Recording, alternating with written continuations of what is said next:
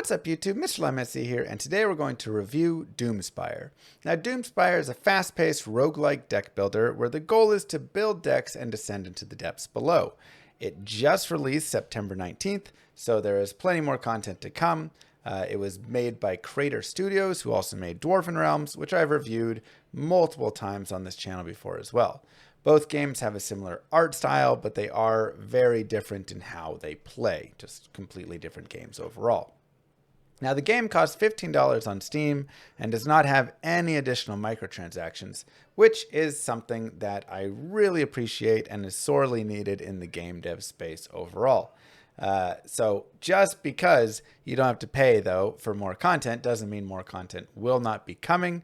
As with Dwarven Realms, they are constantly doing more patches, adding more balancing in, doing all sorts of good stuff there, and just giving you more content throughout. So pay once, get the content now, and get future content, which is something that I'm definitely excited for, as I did have a good time.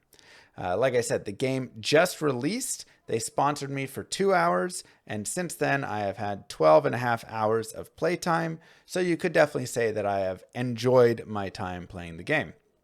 From a technical standpoint, I thought the game looked and sounded great.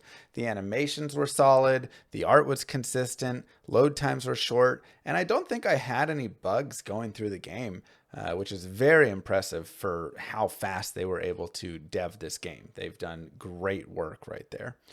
The game doesn't appear to have much lore, but thankfully, personally, I don't really care much about that. One thing it did have that I do care about is replayability. So essentially you get your deck, you go down through the depths, you fight just kind of the next level of the computer over and over and over again. As you get stronger, the computers get stronger, of course, and it's very well balanced and very fun as you kind of continue down, and then you go and try it again. Because what helped with this is every time that I would end a run and I would lose, I'd think, oh, I need to try this strategy now. Oh, I shouldn't have done this. I should have removed these cards from my deck and played with these cards instead. It was something that always had my mind really engaged and just was very fun and creative in how it made you piece stuff together. Additionally, you also got to unlock new cards as you leveled up. So as you played and just beat more of the computers going down in the depths, you got more experience and you were able to open up more cards and more styles to play.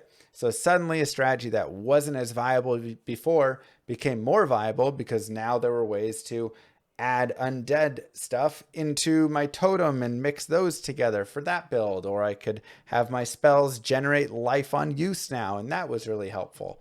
So a lot of things helped in that way. Plus I found that I was just able to, of course, descend a little bit deeper as I unlocked more stuff. I got better, but also some of those were very useful in just improving your decks.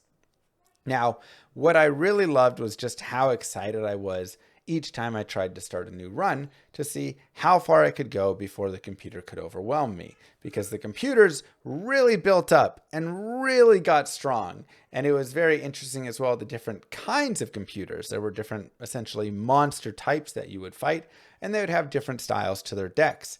And so while you might feel strong against the poison deck with one deck, that poison deck would absolutely stomp your other deck. And it might be easier earlier in the depths, but once it got to the later depths, it would just overwhelm you very quickly if you weren't adequately prepared to handle it. So really kind of the difference of those bosses as you fought your way down, when they were easier, when they were harder, what decks they were better against and worse against, was very cool. And again, made it really exciting to see as I played a deck, did I enjoy playing against this boss more, or did I try and focus on these ones? Was it worth risking this boss to get better, a new passive or a duplication on a passive? Or did I want to just go here and just get a new card set that I probably wasn't going to enjoy? So really, really cool how I was kind of descending down and making those decisions and thinking all those pieces through. Now, the actual card game itself is pretty simple to understand. You go back and forth taking turns against the computer. The computer starts out with low life and weaker cards, but as you advance in the depths, they of course get stronger and gain new cards and passives, just like you're doing as well.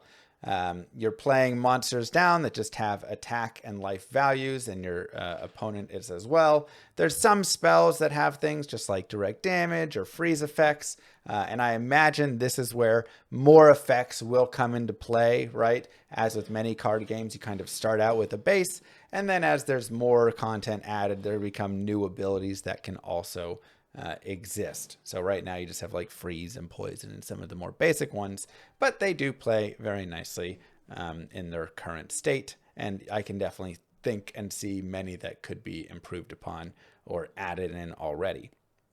So you're just going back and forth there. You can either choose to attack the monster or attack the boss itself. Your ultimate goal, of course, is to drop the boss's life to 0, as then you win.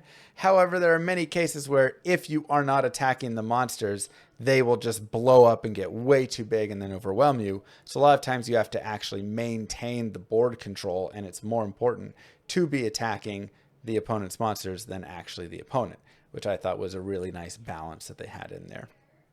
Now, as you progress in the game and progress down the depths, you're given choices to help improve your deck. Some of these are passives that last forever. Some of these are one-time use cards, just additional cards for your deck, or the ability to remove cards from your deck, which is a very important aspect of card games just in general, is the ability to thin your deck out and remove stuff that you don't want to be drawing.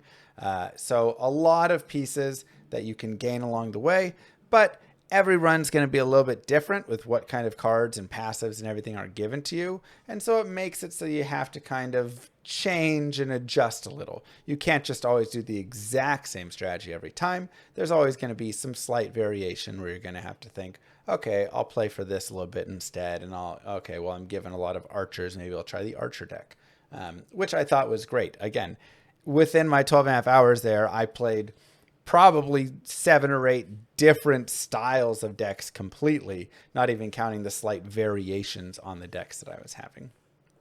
So overall, I thought this game was a blast, very fun, easily worth the $15 for me.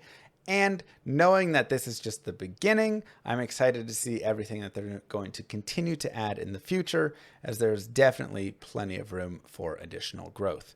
So for me, this gets a thumbs up. Very well done. Really enjoyed the game, and hats off to creator there for another banger of a game. Very cool. Very nicely done for an indie studio. So love supporting it.